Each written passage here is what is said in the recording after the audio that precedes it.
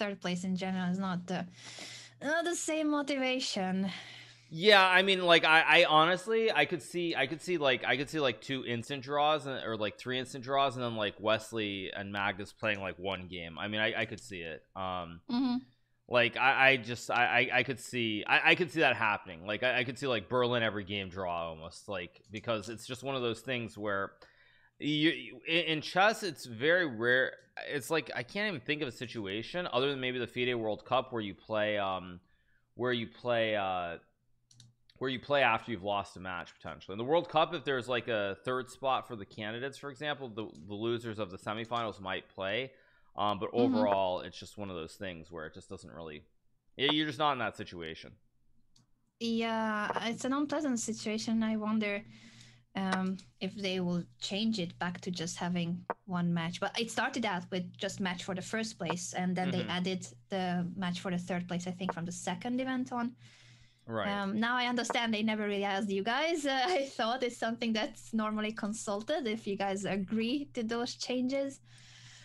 Yeah, I mean they made the changes. I understand the reasoning, because if you only have one match, it can be pretty dry and it's hard to cover. That being said, at the same time, after you've already lost, it's a little bit weird. Yeah. But no, definitely for the broadcast, also for us, it's better to have 2 matches, but the problem is in one of the matches the 2 players won't be that motivated or thrilled to be here. Right, exactly. Yeah, so I mean, to me it's a tough spot. I mean, they made those changes and it is what it is. Also, Magnus, what is Magnus is already doing something weird in his game, so I'm gonna pull that up if you're ready. Yeah, this already looks weird. Did Magnus mouse slip with A4, or was that intentional? The 4 knights and then this A4 bishop D3. I am also curious if this is a mouse slip or not, because A3 makes somewhat more sense than A4. Yeah, I mean, A3 is a Dutch line. I know, like, I think Jordan Van Forest played it. I think actually I think he beat Anish Giri with A3 actually in a rapid game, if I'm not mistaken. But yeah, A4 is strange, to put it mildly. I don't think it was a mouse slip, but I think he did it maybe to confuse Wesley, and maybe Wesley thinks it was a mouse slip. Like it's very weird. Like I'm puzzled. I suspect that it was intentional, though. I don't think it was a mouse slip. I just don't think it was. So anyway, just thought I'd point that out. But yeah, maybe we should focus on the Anish game for the time being. Sure. The Anish game, what do you think of this opening, and how likely it was that Anish would transpose to an Alapin? Not crazy surprising that he would play this. I mean, again, I think it's a question of how much in terms of preparation do you really want to show. And then secondly, what I would say is that since it's this order with E6 specifically, generally you get this line with knight A3, which is pretty dry and very, very limited risk. So I do like what Anish has played so far. I've had this many times online, and should be fine for black objectively. Knight D4 does not look right. Wait a second, knight D4. Yeah, why does black take when there's a backup for white, another knight, and so many other pieces too? Even bishop takes D4 looks really nice. I thought bishop takes D4, and you've got this great bishop in the center of the board. So yeah, I don't know. It's kind of peculiar that he took on D4. I thought generally you're supposed to play bishop D7 or queen C7. But yeah, this bishop is going to be very powerful, and then you can line up the other bishop behind it towards H7 as well. I'm very surprised that he took. What would be the reason? It could just be that he's not super familiar with the line, and he just, I don't know. It's weird. But I will say it looks very good for white. Either Jan has to come up with an idea in the next couple of moves to sort of counteract this bishop in the center, or else he's going to be much worse, because white has a very simple idea: bishop D3, castles, queen E2, rook Fe1, rook A D1, and then line up towards the king side on G7 and H7. So Anish should be very happy with this position, and Jan has to do something right away. I feel like Jan sometimes when it's not his preparation, he he can get into trouble sooner than other top grandmasters. It's just my very superficial way of seeing it from the outside. Do you see it that way too, or is just our impression sometimes on the broadcast that, or it's because he plays so fast that he wouldn't? Yeah, I mean, I think he just longer. plays fast. That's what I think it is. I think he just likes to play fast, generally, and it's worked well. I will say, actually, the thing that's most impressed me, I mean, obviously he's played great chess, but more than that is his ability to use time at critical moments and not just be blitzing through games, using like 1 minute for the whole game. Yeah. So he improved in that sense. In his yeah. time So management. I mean, like, obviously he's played great chess, but to me, that actually is much more important. And I think that has really helped with his results, is that he's been thinking a lot at the right periods in the game, as opposed to just playing fast moves every single move. Now the fact that Jan is thinking here actually is also kind of a bad sign. So bishop d3. Yeah, it's surprising that he took on d4 and then started thinking. This is just such a beautiful position for white's pieces. Everything is so there's such natural. harmony here. Yeah. How can he counter this if Anish just goes castle kingside, and I guess he'll have to hurry up with his queenside development. Will he go b6 bishop b7? Yeah, but you know what I realize is with what Anish with queen c2, I'm wondering if Anish is going to castle queenside. He has both options open. And with the two bishops stacked in the center of the board, yeah, he goes long. Yeah, I was actually wondering if this was a good idea from Anish. This looks, apparently computer thinks black is fine, but I mean, this looks very scary. Would you have castled kingside or queenside? Very tough situation. I think that based on the fact it's the finals and you really want to win, I like castling queenside. I really do, because it puts a lot of pressure on black to come up with an idea. b5 is actually a very good move by Jan here, because the idea is to bring the bishop to b7, rook a c8, and bishop d5, maybe an attack towards this a2 square with your own bishop from d5. Maybe then you would that's have why a double wooden shield. I was just thinking that maybe this is why the engine didn't like it, because queen a5 and b5 come so quickly. So even though the idea of opposite side castling is cool, but suddenly black does have quite a speedy development and attack on the queen side. And what is it for white that Anish has to do in order to attack on the king side? Not sure, because I feel like you want to go g4, but the problem is g4 there's bishop b7. g4 g5 is the thematic idea here. Knight e5 bishop b7. Yeah, I don't know. The more I look at this, the less happy. Or wait, does he have bishop e4 maybe? Knight e4, queen e4, rook b8, and then queen e5 with a double attack. That might be the way. Bishop e4, rook b8, knight e5. Maybe white has to attack in the center and not attack on the king side, possibly. But so bishop e4 being one of the candidate moves. Any other moves that you would consider here? Actually, can we go back to the other game? Sure. If you prefer the other game. No, it's not that I prefer the other game. It's just there were just fireworks. Okay, I understand. I now understand why you wanted to switch to this one. What has happened? What was this knight f6? Wait. How on earth did that knight get to h7 f6? What? Yeah, this is pretty insane. I like it though from Magnus, because obviously he just wants to play. He's not worried. I have a feeling this is going to turn to a brilliancy for Magnus, and the reason I say that is because, like, if black goes e4, this bishop on b6 is just out of play. It's walled by the pawns on b2, c3, and d4. So even though black is up a piece here, black isn't able to use his bishop. So if you go like rook e1, rook e3, g3, it looks very dangerous. This feels like a game that Magnus is trying to play in the style of Mikhail Tal, the former world champion from Riga, Latvia. I love it.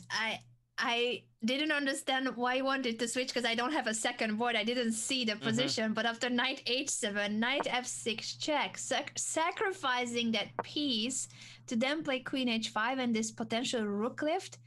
What is Wesley going to do about it? The engine defends somehow, but if it's only showing -1 for a position where black is a piece up, that does say there's quite some Yeah, compensation. I mean, I'm getting minus 0.3 at 26 depth, which that tells me that this is probably completely fine for white, if not winning. I wonder what Sassy says about it. Well, Sessa Winning. apparently says zeros. It says zeros, Zero. unsurprisingly. Okay, that is very, very tough for Wesley to play this position. Yeah, because I think when you look at it, also, like I said, the problem is if you ever go e4, your bishop on b6 is just dead. It's just sitting on the wrong side of the board and has no access route back into the game. Yeah. Like the bishop is just offside, and so is your rook on on a8. So it's a very interesting sack from Magnus. Giving up a piece based on the fact that the bishop on b6, as you pointed out, is basically also a piece down for black. So number-wise, black does have one extra piece, but that extra piece is not helping with the kingside defense. Right. Everything comes so fast after queen h5. How can he react to this if not e4? I mean, as a human, the computer move makes sense. e4 looks like the right move. Yeah, what are the moves that make sense? E4, f5, queen d7. Those are the three moves that make sense. ed4, I assume, loses. It feels like it cannot be the move that you're opening up the position further. It would help the bishop's case for sure, but everything else seems to be way behind when it comes to this defense on the king side. E takes d4. Yeah, I mean, ed4 is a move that you can't really calculate to the end, but it feels dangerous. So my assumption is that the moves you look at are e4, queen d7, or f5. So let's start with f5. So f5, bishop takes h6, knight d5, and then what? Bishop g5. Looks promising. Bishop g5 to then knight f4. Ah, a counterattack. And if I stick around with queen h6 or queen h4? Yeah, queen h4, because the queen h6 there's rook e6, which is good for black. Oh, you don't leave me alone. Yeah. But if you go queen h4, it looks bad. I mean, it looks bad.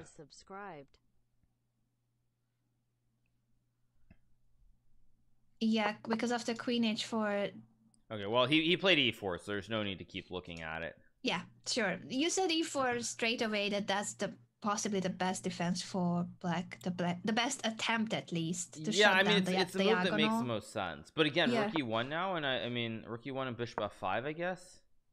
Yeah, so e4 helps to block the c2 bishop and also helps to develop the light square bishop of black to f5. That would be another defender that could come to the king side. I think that's a good try, because then the bishop could block the g file, guards the h7 square. Yeah, so I assume Magnus goes rook e1, bishop f5, and then rook e3, and tries to do the rook lift to g3 or h3. Although I realized after e4, you could even play f3, which is another neat way to try and open up the position. Although e3 looks wrong, because then your rook, you have no way to lift the rook and use it as an attacking piece towards the king, because the pawn on f3 stops it.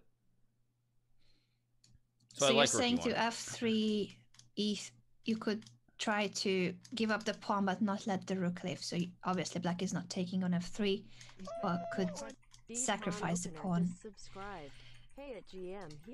Rook e1, very logical move. This is exactly what you were saying. The rook lift to e3, then to g3, or even h3, depending on where the bishop of black is.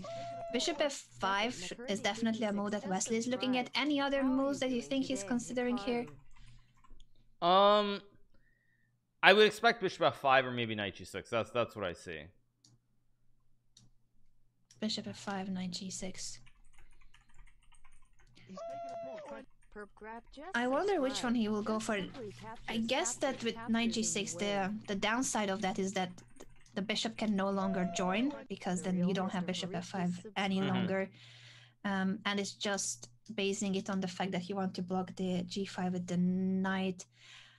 And at the same time, the queen could come closer, so that's a plus about moving the knight, that if you want to bring the queen closer, queen e7, queen f8, because the queen is actually a very, very good defender. This I'm obviously saying to the viewers, not to Hikaru, because if you threaten to trade the opponent's queen, they need to back up. They need to back off. They need to leave that square, because they don't want to trade queens. If you sacrifice a piece, you will not be trading queens, because that's an endgame you don't want to be playing. And so here comes the queen blunder. trades. f5 already a blunder. Oh, this is gonna be so brutal. You go bishop h6, knight g6, bishop g5, rook e7, bishop f6, And you just can't stop the idea of the lolly checkmate with queen h6 queen g7, or the idea of the rook lift and the mate in the corner on h8. Oh no. Oh man, this is going to be brutal if Magnus plays bishop takes h6. This is only move 16, and Wesley So's position is completely lost after a sacrifice of a knight with knight h7, knight f6. Very creative, original idea by Magnus Carlsen, but it wasn't a forced win. There should have been a defense, but it was a difficult one. That's why you said, Mikhail Tal, like, it doesn't have to be an objectively good sacrifice, but it was tough enough to defend. Yeah. No, I mean, I think yeah, this is a great yeah, bishop h6, of course. And I mean, I think Wesley is probably going to lose pretty quickly here.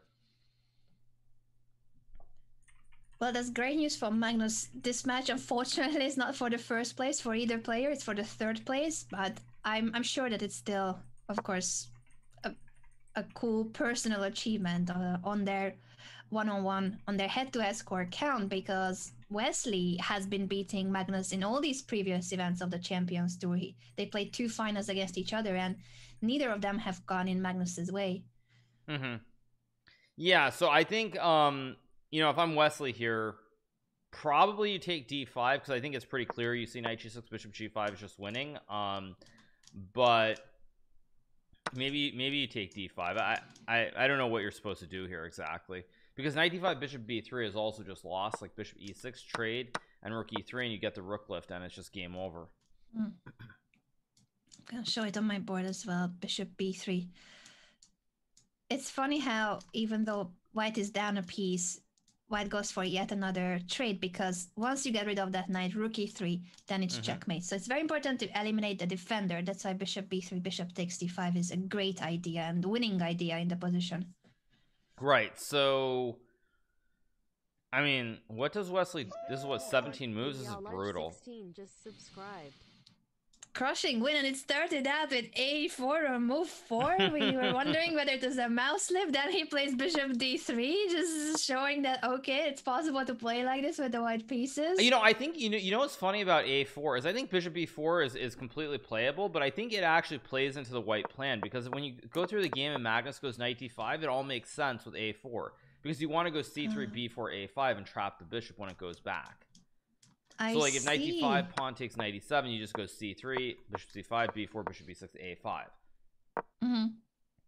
So I actually kind of think it's like it's like not the best move, but it also trolls, and you get your opponent to play bishop b4, because it's like, oh yeah, he made a mistake, he gave me the square, he meant to go a3 to stop bishop b4, so now I'm gonna go bishop b4. And I think Magnus actually he tricked him. He tricked Wesley with this. I think it was intentional. He played a4, and Wesley's like, oh well, it's probably just a mouse slip. He meant to go a3, because that's a real line that like Jordan and a few other people have played. And so he goes bishop b4, thinking it's a mistake. And actually, Magnus has this knight d5 idea, which justifies a4 completely. Well, it might become mainline theory now in the 4 knights. At least an interesting attempt, a4. Exactly.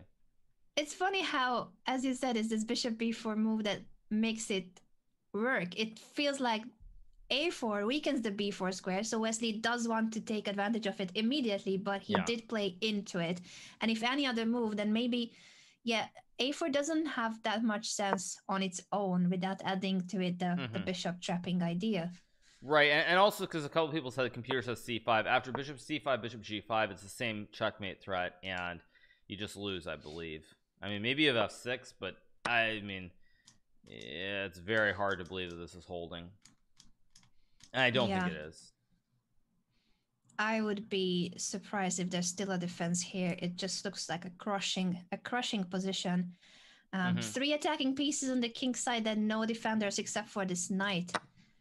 Yeah, so he takes now bishop b3. And should be game over. I just want to see a few more moves, then we'll get back to the other game, because I expect this to end really fast. Bishop b3 for sure. It has to be. Yeah, okay. I think I'm gonna go back to the other game then. Let's go back to the other one, because I mean I think it's over. Yeah. Wait, Magnus wait, played wait. bishop g5 and f6. Wait, that isn't that immediately Wait, queen never g6? mind. Well, I guess we'll stay here. I guess we'll stay here. Why is this winning? They want you to not go away, Hikaru. They made a quick move, so let's just stay. That bar went really high, really fast. Yeah. Wow. f6. Wesley played it immediately, and it seems to be just losing on the spot. Well, what's winning here? Bishop b3 is probably winning. Bishop b3 looks crushing. Yeah, I think Queen bishop b3 is just game over. g6. It might, yeah, he's playing bishop b3. Makes more sense that he want to take on d5 as a check. If f takes g5, takes. Where's the mate? Oh wait. So if f takes g5, he doesn't want to take on d5 because then there's king g7. Yeah, you check first. You check first, and then king f8, and then bishop d5. Oh, the king hides on h6. How tricky that is. I thought queen f7 was good enough there, but king h6. So you need to check first, then take. Yeah, okay, let's go. Let's go back to the other game because there are fireworks here. Sure. Okay, so what is going on with these knight sacrifices? Okay, so bishop e4, rook b8, knight e5 was played. Bishop b7, trade. Rook d3 to do the rook lift to g3 and then try to attack. Okay. Rook c8, rook g3, b4. Knight f7. Because of king f7, there's queen g6 check. King f8, queen g7, king e8, bishop f6. Or wait, no, wait. Oh no, you check first. King e8. Yeah, you check first, and then like king moves, and then you take. And there's no check on f5 anymore because your queen covers a square. Makes sense. bc3. So what is going on here? So now you take on h6, right? Or do you take on c3? Tricky position. B takes c3. Both kings are really vulnerable. Knight h6 or taking on c3. Very concrete position. Anish for sure will be calculating it for quite some time, unless he already calculated it. Yeah. Because b takes c3 is a very logical response to knight f7. Just resubbed for 6. Yeah, I mean this is really sharp. I don't know what to make of this position. My instinct says that probably you should just take with the rook just to be safe. Rook c3 takes, and then like I don't know, queen d5, knight e5 or something. But you can also take h6. 6 months pog. Tricky. I guess the king goes to f8. I feel like I'm gonna get mated if I go back to h8, and also you can jump to f7. Yeah, knight h6, king f8. Yeah, knight h6, king f8. But then see, the problem is your knight's stuck on the edge though here. Bishop c3. I mean, tough position to figure out. Tough position. Well, we're gonna let Anish figure it out, and also for Magnus to figure it out after c6. Okay, it has to be winning in a few moves, but the world champion will need to calculate: is it queen g6? Is it rook e3? Now that the knight is pinned, rook e3 would be just a very reasonable follow-up. Yeah. Yeah, I mean, I don't know. Wow.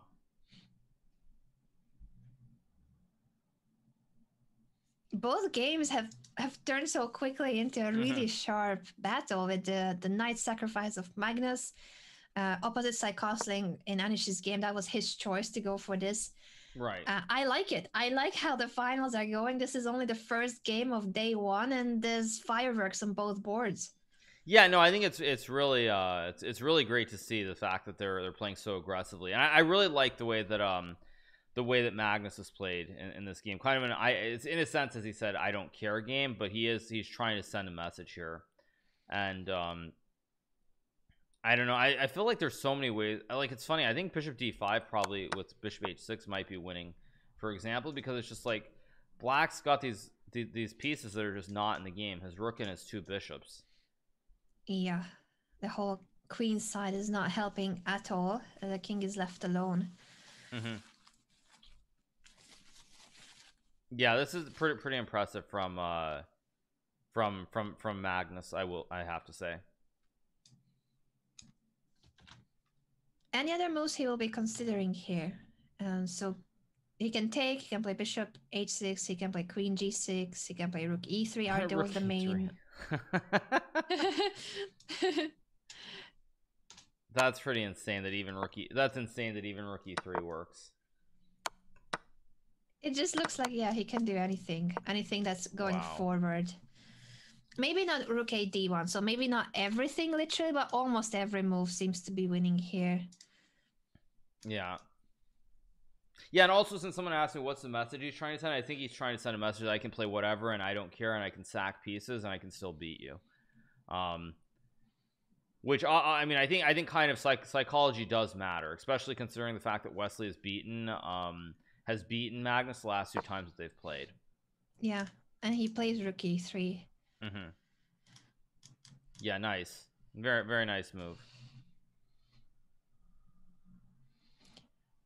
Do you think Wesley still manages to at least put on a fight for the next few moves, or are we gonna see a resignation shortly?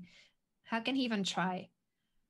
King f8 is the only move that I can see where you can try, but again, you have to. I mean, like, yeah, try to get that king to e6, because if you can get that king to e6, for example, your king is just it's very very safe with a bunch of pawns around it.